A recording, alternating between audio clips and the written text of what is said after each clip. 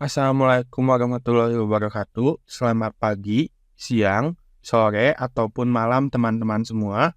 Kami dari kelompok 14 yang beranggotakan 5 orang, yaitu saya sendiri, Zakirianto Akbar, Dia Sofwah Adiliyah, Safanada Kamila, Sahrina Mubarokah, dan Salma Aurelia Zahra.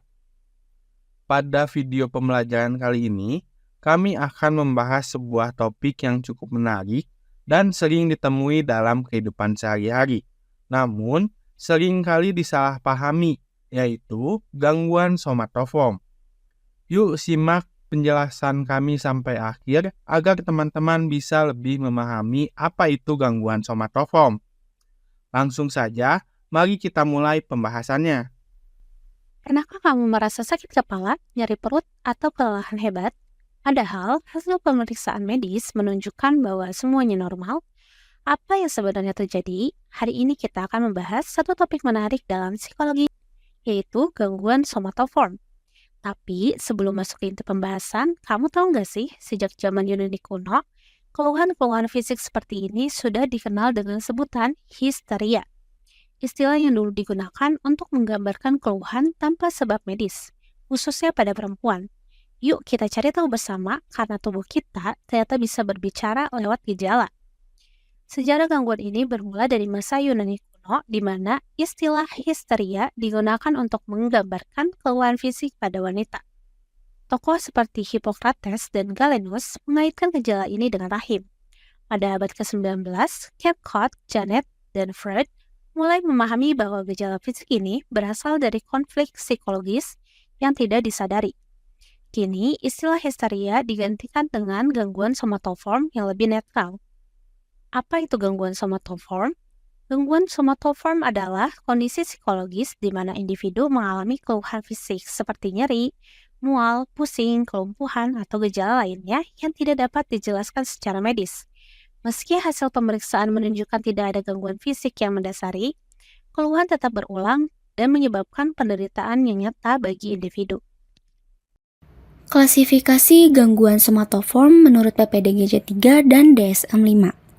Selanjutnya, kita akan membahas bagaimana gangguan somatoform diklasifikasikan menurut dua sistem diagnosis utama yang digunakan oleh para profesional kesehatan jiwa, yaitu PPDGJ3 yang digunakan di Indonesia dan DSM-5 yang merupakan standar internasional yang dikembangkan oleh American Psychiatric Association. Pertama, mari kita lihat klasifikasi menurut PPDGJ3. Dalam Pedoman Penggolongan dan Diagnosis Gangguan Jiwa atau PPDGJ, edisi ketiga, gangguan somatoform dikodekan dalam kelompok F45. Di dalamnya terdapat beberapa subjenis yang mencerminkan variasi dari keluhan fisik yang muncul. Berikut penjelasannya. Yang pertama, F45.0, gangguan somatisasi. Jenis ini ditandai oleh banyaknya keluhan fisik dari berbagai sistem tubuh, seperti sistem pencernaan, pernapasan, jantung, otot, hingga sistem reproduksi, yang berlangsung selama bertahun-tahun. Pemeriksaan medis tidak menemukan kelainan yang mendasari, namun keluhan tetap muncul dan sangat mengganggu aktivitas. Yang kedua, F45.1, gangguan somatoform tidak terdiferensiasi. Pada gangguan ini, gejala fisik memang nyata dan menetap, namun tidak cukup banyak atau tidak berlangsung cukup lama untuk memenuhi kriteria gangguan somatisasi penuh. Ini seperti versi ringan dari gangguan somatisasi. Yang ketiga, F45.2, hipokondriasis. Penderita mengalami kekhawatiran berlebihan bahwa dirinya mengidap penyakit serius, seperti kanker atau HIV. Meskipun hasil pemeriksaan medis menyatakan bahwa tubuhnya sehat, keyakinan ini sangat kuat dan menetap, bahkan setelah diyakinkan oleh tenaga medis. F45.3, gangguan disfungsi otonom somatoform. Keluhan utamanya berkaitan dengan sistem saraf otonom, yaitu sistem yang mengatur fungsi tubuh otomatis seperti detak jantung dan pernapasan. Gejalanya bisa berupa jantung berdebar-debar, sesak napas, gangguan pencernaan, atau rasa tercekik, namun semua itu tidak didukung oleh temuan medis. F45.4 Gangguan nyeri somatoform. Seperti namanya, gangguan ini ditandai dengan rasa nyeri kronis pada tubuh, misalnya di punggung, leher, atau sendi. Namun setelah diperiksa, tidak ditemukan kelainan yang bisa menjelaskan rasa sakit tersebut. Nyeri ini sangat dipengaruhi oleh kondisi psikologis, terutama stres dan trauma. Dan yang terakhir, F45.8 dan F45.9, lain-lain. Kategori ini digunakan untuk gangguan somatoform lainnya yang belum bisa diklasifikasikan secara jelas ke dalam subkategori sebelumnya, atau bila data belum lengkap untuk menegakkan diagnosis pasti. Sekarang, kita bandingkan dengan klasifikasi dari DSM-5. Dalam Diagnostic and Statistical Manual of Mental Disorders, edisi kelima atau DSM-5, istilah somatoform disorders sudah tidak lagi digunakan. Istilah tersebut diganti menjadi kelompok baru yang disebut somatic symptom and related disorders, atau dalam bahasa Indonesia disebut gangguan gejala somatik dan terkait. Ada 5 kategori utama dalam klasifikasi DSM-5 ini. Yang pertama, somatic symptom disorder. Gangguan ini melibatkan satu atau lebih gejala fisik yang mengganggu secara signifikan, disertai dengan pemikiran, perasaan, dan perilaku yang berlebihan terhadap gejala tersebut. Misalnya, seseorang yang terus-menerus mengkhawatirkan sakit kepala sebagai tanda tumor otak meski sudah diperiksa berkali-kali. Yang kedua, illness anxiety disorder. Mirip dengan hipokondriasis, namun fokusnya bukan pada gejala fisik, melainkan pada kekhawatiran ekstrim terhadap kemungkinan terkena penyakit serius, walaupun gejalanya sangat ringan atau bahkan tidak ada sama sekali. Yang ketiga, conversion disorder atau functional neurological symptom disorder. Gangguan ini ditandai oleh hilangnya fungsi neurologis seperti kelumpuhan, kesulitan bicara, kejang, atau kebutaan yang tidak bisa dijelaskan oleh kondisi medis. Biasanya, gejala muncul secara tiba-tiba setelah stres atau konflik emosional. Yang keempat, psychological factors affecting other medical conditions. Dalam kategori ini, faktor psikologis seperti kecemasan, stres, atau kemarahan secara signifikan memperburuk atau memengaruhi kondisi medis yang sudah ada. Misalnya, memperburuk asma, tekanan darah tinggi, atau penyakit kulit. Yang terakhir, factitious disorder. Ini adalah kondisi di mana seseorang secara sengaja memasukkan gejala fisik atau psikologis, bahkan sampai rela dirawat di rumah sakit demi mendapatkan perhatian atau peran sebagai pasien. Motivasinya bukan keuntungan finansial atau hukum, melainkan psikologis seperti kebutuhan akan kasih sayang atau pengakuan. Keduanya memiliki nilai penting masing-masing dalam praktik klinis dan membantu tenaga profesional dalam memberikan diagnosis yang tepat dan intervensi yang sesuai. Dengan memahami klasifikasi ini, kita bisa lebih bijak dalam mengenali bahwa gejala fisik yang tidak ditemukan sebab medisnya bukan berarti bohongan, tetapi bisa merupakan ekspresi dari konflik psikologis yang mendalam. Maka dari itu, pendekatan holistik dan empatik sangat dibutuhkan untuk membantu mereka yang mengalami gangguan ini. Yuk kita kenali beberapa jenis-jenis gangguan somatoform. Yang pertama, ada gangguan nyeri atau pain disorder. Gangguan ini, individu akan mengalami gejala sakit atau nyeri pada suatu tempat atau lebih yang tidak dapat dijelaskan dengan pemeriksaan medis, non-psikiatri, maupun neurologis. Akibat dari gangguan ini, yaitu faktor psikologis, keluhan yang dirasakan pasien, berfluktuasi intensitasnya, dan sangat dipengaruhi oleh keadaan, emosi, kognitif, dan atensi. Yang kedua, ada body dysmorphic disorder. Gangguan ini adalah preokupasi dengan kecacatan tubuh yang tidak nyata. Misalnya, hidung yang dirasakan kurang mancung, atau keluhan yang berlebihan tentang kekurangan tubuh yang minimal atau kecil. Perempuan lebih cenderung untuk memfokuskan pada bagian kulit, dada, paha, dan kaki. Sedangkan laki-laki lebih berfokus pada tinggi badan, ukuran alat vital, atau rambut. Secara konklusif, gangguan ini akan menghabiskan berjam-jam setiap harinya untuk memperhatikan kekurangannya di depan cermin. Yang ketiga, ada hipokondriasis. Gangguan ini kecenderungan untuk salah menafsirkan gejala fisik yang tidak berbahaya sebagai bukti dari penyakit fisik. tafsiran umum tidak berbahaya diabaikan, dan ketika pasien merasakan gejala fisik, akan timbulnya pikiran negatif tentang makna gejala yang timbul dari pengalaman. Misalnya, sakit kepala akan segera dievaluasi sebagai tumor otak, dan penjelasan yang lebih umum seperti ketegangan atau mabuk akan diabaikan. Yang keempat, ada konversi. Gangguan ini, menurut DSM-4, yaitu gangguan dengan karakteristik yang munculnya satu atau beberapa simptom neurologis yang ada. Pada gangguan ini, seperti hilangnya penglihatan, kelumpuhan secara tiba-tiba, menimbulkan penyakit yang berkaitan dengan rusaknya sistem saraf. Padahal, organ tubuh dan sistem saraf individu terlihat baik-baik saja. Yang kelima, ada gangguan somatisasi. Gangguan ini yaitu banyaknya keluhan dan banyaknya sistem tubuh yang terpengaruh. Gangguan ini sifatnya kronis, biasanya muncul selama beberapa tahun dan terjadi sebelum usia 30 tahun. Gangguan ini berhubungan dengan stres psikologis yang signifikan, berlebihan dalam kehidupan sosial dan pekerjaan, serta perilaku mencari pertolongan medis yang berlebihan. Lalu, apa penyebab dan faktornya?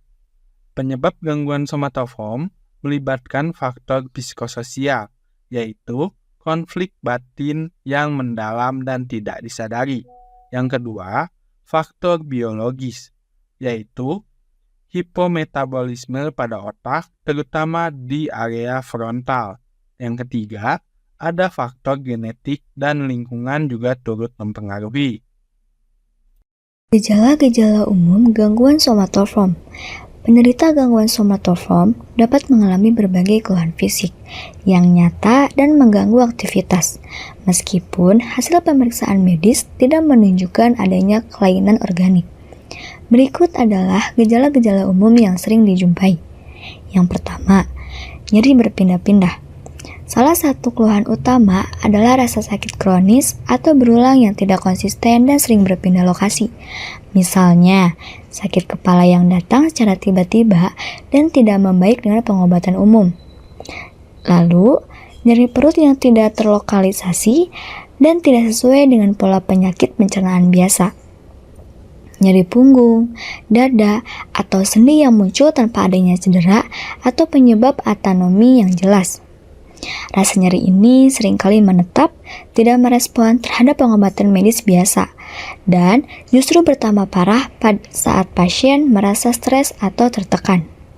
Yang kedua, ada gangguan pencernaan.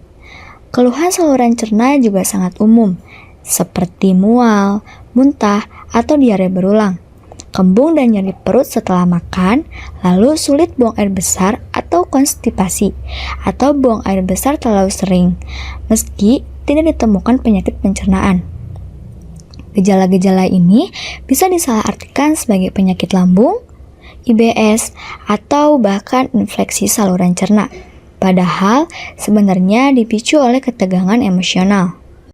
Yang ketiga, ada gangguan neuromuskular dan sensorik. Banyak pasien mengalami gejala yang menyerupai gangguan neurologis, namun tanpa dasar fisiologis yang ditemukan. Misalnya, lemas atau kehilangan tenaga secara tiba-tiba pada anggota tubuh, kejang tanpa pola epileptik, atau dikenal juga sebagai kejang psikonon epileptik. Sensasi kesemutan, mati rasa, atau seperti tertusuk-tusuk yang menjalar dan berpindah-pindah. Gangguan koordinasi atau gaya berjalan yang aneh, meskipun otot dan refleks normal. Gejala ini bisa sangat menyerupai penyakit saraf seperti stroke atau multiple sklerosis, namun hasil MRI atau CT scan seringkali normal. Yang keempat, ada gejala sensorik berat. Beberapa individu mengalami kehilangan fungsi sensorik atau motorik secara tiba-tiba yang tidak sesuai dengan anatomi saraf dan tidak dapat dijelaskan secara medis, seperti kehilangan penglihatan sementara atau kebutaan mendadak, kehilangan pendengaran secara tiba-tiba, sulit berbicara atau mutisme atau suara hilang, atau afonia. Lumpuh pada lengan atau kaki secara mendadak, namun tetap menunjukkan refleks atau tonus otot yang normal. Gejala-gejala ini biasanya terjadi pada conversion disorder dan sering muncul setelah konflik emosional intens. Yang kelima, ada kekhawatiran berlebih tentang kesehatan atau health anxiety. Pasien seringkali fokus pada fungsi tubuhnya dan menunjukkan kekhawatiran yang berlebihan akan gejala ringan. Misalnya, jantung berdebar disalahartikan sebagai serangan jantung. Pusing ringan dianggap sebagai tumor otak, flu biasa bisa dianggap sebagai penyakit berat seperti kanker atau autoimun. Bahkan, setelah dilakukan berbagai tes dan penjelasan medis, rasa takut dan cemas tersebut tetap tidak mendukung. Mereka bisa mengunjungi banyak dokter atau rumah sakit secara bergantian, atau dokter shopping, dalam upaya mencari penyakit yang tersembunyi. Dan yang terakhir, ada gangguan tidur dan kelelahan kronis. Banyak penderita gangguan somatoform juga mengalami sulit tidur atau insomnia yang menetap. Bangun tidur tetap merasa lelah atau merasa tidak pernah pulih meskipun sudah istirahat cukup. Hal ini menunjukkan bahwa kondisi psikis seperti kecemasan dan depresi yang mendasari gangguan somatoform dapat mengganggu kualitas tidur dan energi secara keseluruhan. Proses diagnosis gangguan somatoform. Sekarang, mari kita bahas bagaimana proses diagnosis gangguan somatoform dilakukan oleh tenaga profesional seperti psikolog klinis atau psikiater. Diagnosis gangguan somatoform tidak dapat ditegakkan secara sembarangan. Proses ini membutuhkan pendekatan yang sangat hati-hati, menyeluruh, dan multidisipliner.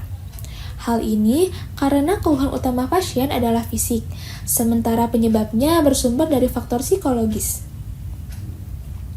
Berikut ini adalah langkah-langkah penting dalam proses diagnosis gangguan somatoform. Yang pertama, wawancara klinis mendalam. Langkah awal yang sangat penting adalah melakukan wawancara klinis secara mendalam. Dalam sesi ini, tenaga profesional akan menggali berbagai aspek kehidupan pasien, termasuk riwayat keluhan fisik, seperti kapan gejalanya muncul, frekuensinya, serta jenis keluhannya. Kemudian, riwayat pengobatan dan pemeriksaan medis sebelumnya, termasuk kunjungan ke dokter spesialis, rumah sakit, atau hasil pemeriksaan seperti CT scan, endoskopi, dan tes laboratorium.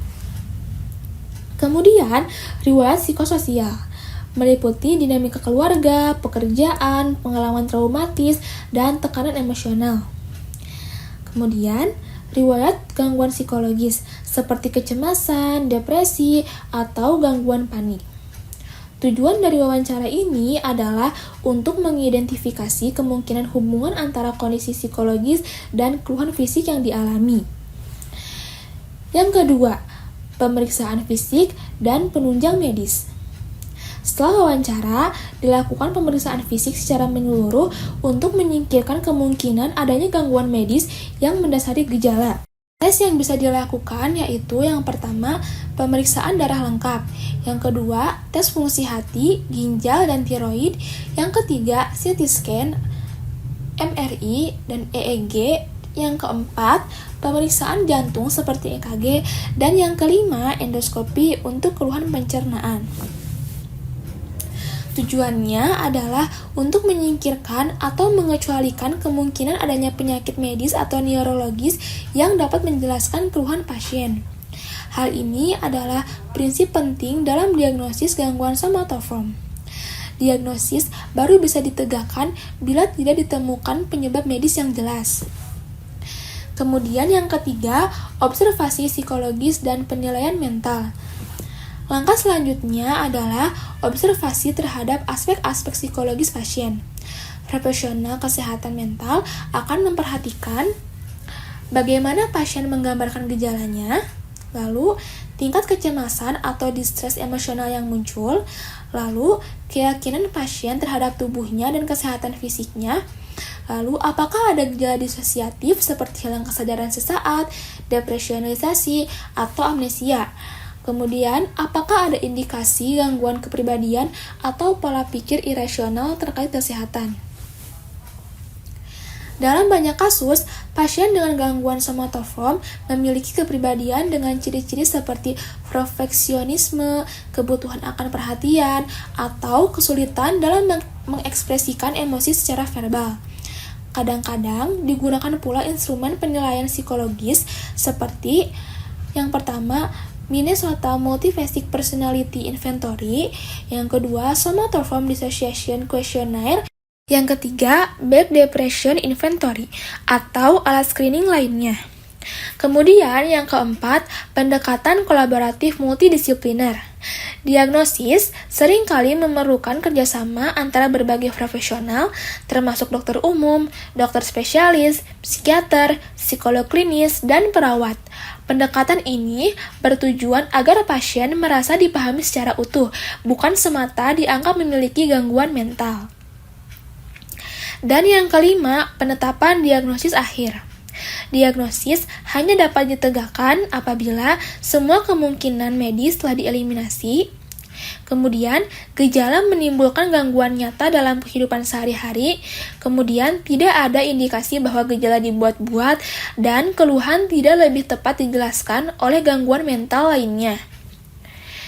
Untuk penanganan gangguan somatoform dapat diatasi melalui yang pertama, terapi kognitif perilaku atau CBT untuk mengubah pola pikir tidak sehat dan memperkuat strategi coping. Yang kedua, psikoterapi individual serta edukasi pasien. Yang ketiga, penggunaan obat-obatan seperti antidepresan atau anxiolytik bila dibutuhkan. Dan yang keempat, teknik relaksasi, restrukturisasi kognitif, modeling, dan latihan mengelola stres. Kesimpulannya, gangguan somatoform menunjukkan bahwa hubungan antara tubuh dan pikiran sangat erat. Penanganan yang efektif harus menyentuh aspek medis, psikologis, dan spiritual untuk mencapai pemulihan yang menyeluruh. Jadi, sekarang kita tahu bahwa sakit tidak selalu berarti luka fisik. Kadang, tubuh hanya sedang mencoba menyampaikan pesan yang tak terucap dari dalam jiwa. Jika kamu atau orang terdekat mengalami hal serupa, jangan ragu untuk mencari bantuan profesional. Kesehatan mental itu sama pentingnya dengan kesehatan fisik. Sampai jumpa di video berikutnya dan jangan lupa like, share, dan subscribe untuk terus mendukung edukasi kesehatan mental.